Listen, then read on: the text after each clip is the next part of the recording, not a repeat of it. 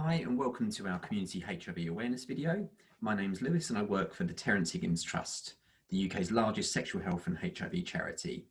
Today I'm going to be talking to you about HIV, its effects, the ways that it can and can't be passed from one person to another, and I'll also be giving you information around testing for HIV and treatment for HIV. If you have any questions following this video, then you can contact us by emailing essex@tht.org.uk, and you can also get in touch with our partners at the Southend Sexual Health Service by visiting their website www.southendsexualhealthservice.org.uk.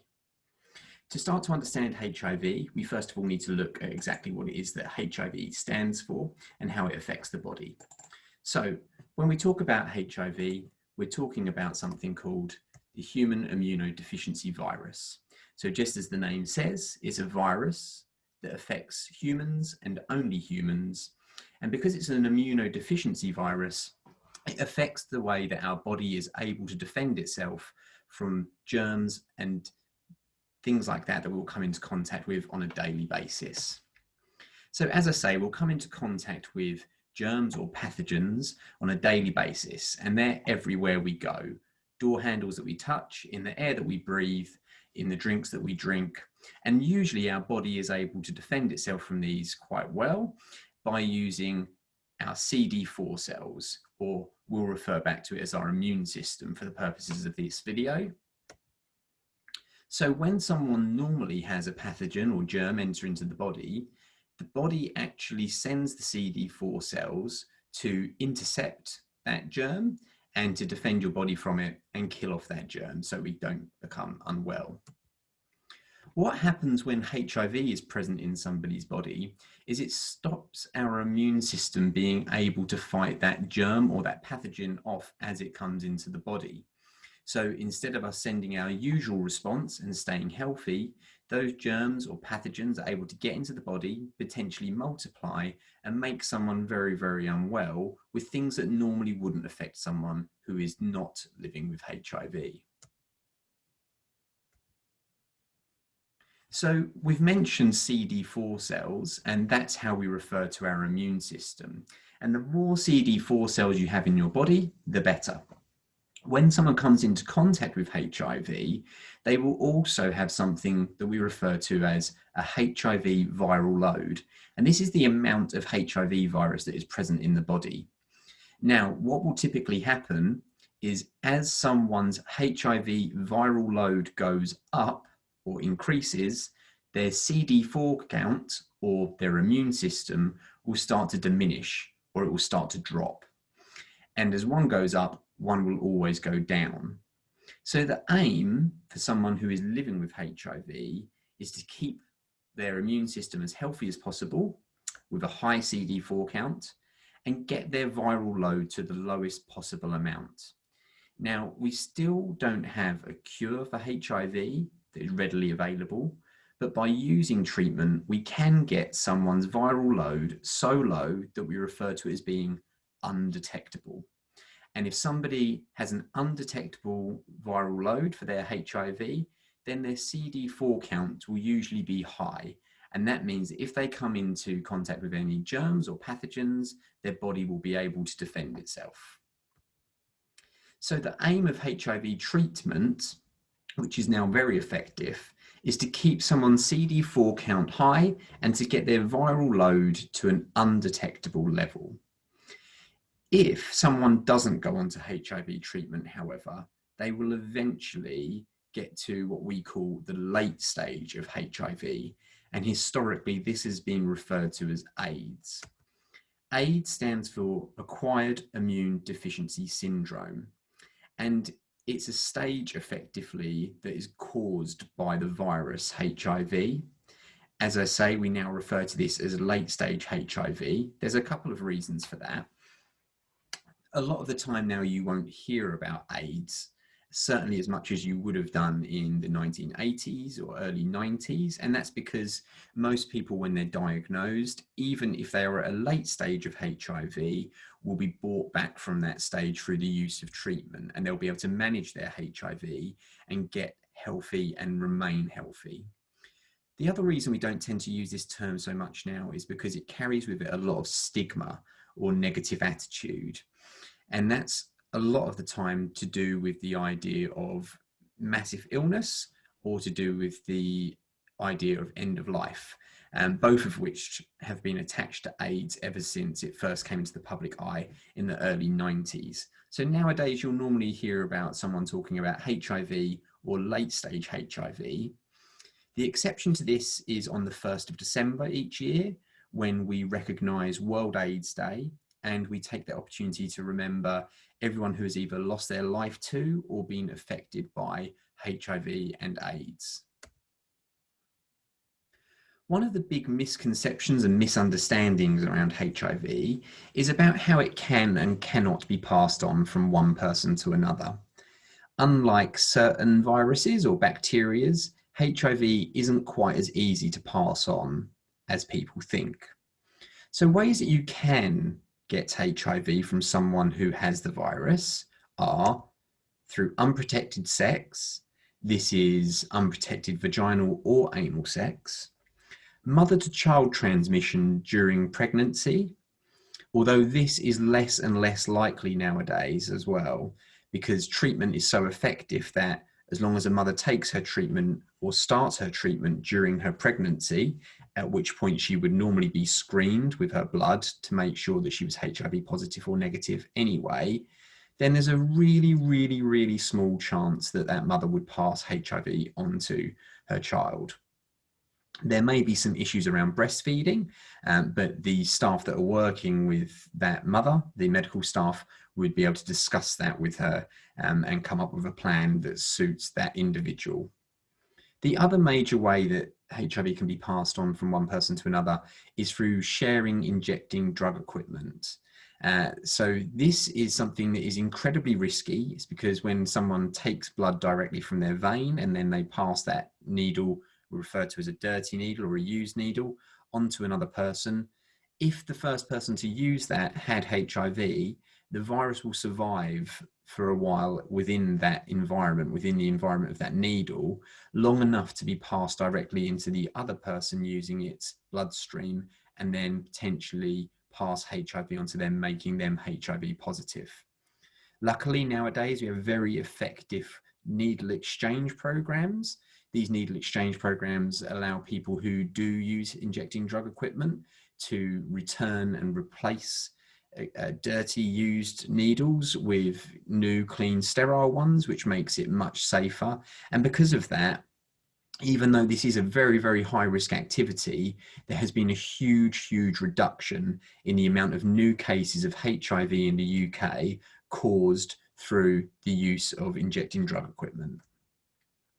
Ways that you cannot get HIV that are sometimes talked about, we refer to these as myths, are through insect bites. Unlike things that some people may associate, such as malaria, HIV will not survive within an insect. The H in HIV stands for human, and that's exactly what it needs to survive. So you cannot catch it through insect bites.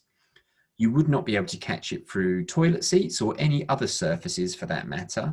So simply because someone who's living with HIV touches a surface, HIV would never be left behind on that surface for someone to come into contact with. You also can't catch HIV through kissing or giving someone mouth to mouth for that matter. And that's because although there are some levels of HIV sometimes present within saliva of someone who is HIV positive or living with HIV, it's never enough to be passed on to someone. And in fact, there's never been a case in which it has been passed on to someone through kissing. You couldn't catch HIV through sharing cutlery with someone or sharing the same drinking water with someone. And you certainly can't catch HIV through what we call casual contact, which refers to touching someone, living with someone, and generally being in the same space as someone. It's now also been proven that someone who is living with HIV but taking their treatment as prescribed cannot pass the virus on to a partner who they're having sex with, even if they weren't using condoms, as long as they are taking their treatment as it has been prescribed to them. So this means that if someone is living with HIV, but they take their treatment as their HIV consultant has told them to, they have an undetectable viral load, which we mentioned earlier, which means that the levels of HIV in their body are incredibly low, undetectably low, in fact. They can have sexual relations with one or more people who are HIV negative without the use of a condom, without any chance of them being able to pass that virus on to another person. This was something that had been thought to be true for quite a long time in medical and scientific circles. However, it was proven with the release of the partner study in 2016, which took place over 14 European countries, with 1,166 serodiscordant couples. This means that one person was living with HIV and the other person was HIV negative. Those couples had 58,000 recorded acts of condomless sex, and there was no transmissions from the person who was living with HIV and taking their treatment and undetectable to the person who was HIV negative. So we now know that as long as someone tests for HIV and they start treatment, if their test comes back as positive, and they carry on taking their treatment as it's been prescribed, they will have a long, long life expectancy. We would not expect them to become unwell with any HIV-related illnesses, and they will not be able to pass the virus on to their sexual partners with or without a condom. It's also important to remember, though, alongside that, that there are other sexually transmitted infections that can be passed on, even when someone is taking their HIV treatment. So we still advise that people use condoms during any kind of sex to prevent any unwanted pregnancies or the transmission of any other STIs, whether or not that person is living with HIV or not. There are a number of preventative methods, so methods to stop someone from transmitting HIV or catching HIV. These start with what we call barrier protection. So as I just mentioned, that's condoms, and that could be male condoms, female condoms, or something called an oral dam, which is a thin latex sheet that can be used during oral sex to stop skin-to-skin contact. This is the method that most people are familiar with. We at THT are actually able to provide free condoms for those people who need them, and they can be accessed through our website at www.tht.org.uk. There's also a number of ways that these can be accessed through visiting the sexual health clinics, and again, you can access them with the Southend Sexual Health Service locally, and you would do that by going to their website www.southendsexualhealthservice.org.uk. Treatment as prevention, or TASP as we sometimes refer to it, is what we've just been talking about, and that means when someone who is living with HIV takes their treatment, and that in itself stops the onward spread or transmission of HIV. There's also something else called PEP, or post-exposure prophylaxis treatment. This is a 28-day course of drugs that can be acquired through a sexual health clinic or a trip to A&E within 72 hours of a suspected contact or transmission of HIV taking place. So this means that if someone were to have unprotected sex or potentially had a needle stick injury from what they suspected to be a shared or used needle, they would have 72 hours to access PEP treatment through, as I mentioned, an A&E ward or a sexual health clinic. And after undergoing a risk assessment with the professional there, they would be able to potentially start this drug if it was appropriate for them, take it for 28 days, and that would massively reduce the chance of a HIV transmission taking place if there was any HIV involved in the risk that they had to start with. The other side of that treatment is something called PrEP, and PrEP is pre-exposure prophylaxis.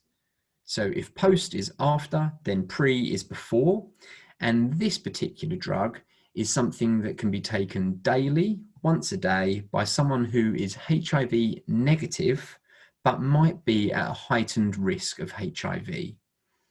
This can help if someone has a condom split, if they weren't using a condom for some reason. For example, if it's a struggle for them to negotiate condom usage with a partner or partners. And this will again massively reduce the chances of a HIV transmission taking place. PrEP is something to keep an eye on, because although it hasn't been available through the NHS up until now, that's soon to change, and it will be available for people who are most at risk through the NHS.